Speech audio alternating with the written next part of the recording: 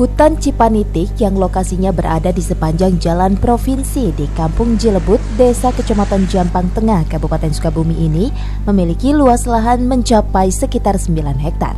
Sebelum disulap menjadi tujuan wisata alam, kondisi hutan ini terbilang hutan belantara yang tak terawat.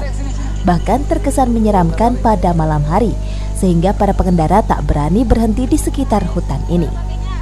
Karena selain belantara yang lebat, hutan ini juga banyak dihuni beragam binatang liar.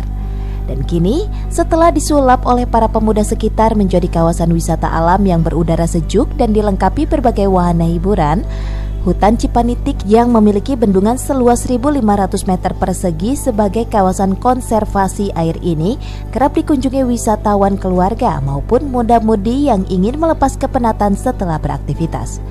Pada umumnya pengunjung datang menjelang sore hari.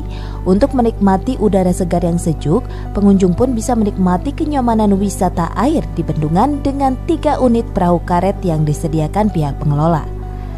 Kelompok pemuda Kampung Jilebut sebelumnya sempat terkendala saat akan menata dan mengelola hutan Cipanitik, karena banyaknya pohon damar yang harus tetap dijaga kelestariannya.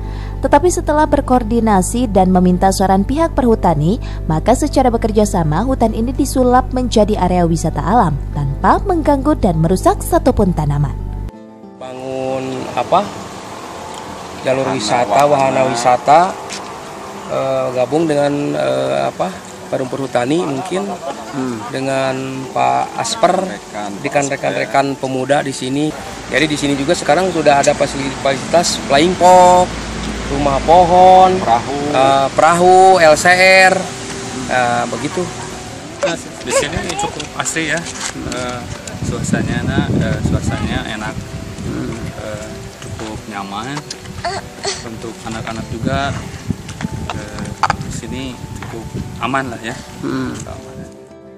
Untuk menikmati wisata alam ini, pengunjung hanya ditarif biaya masuk sebesar Rp5.000 per orang.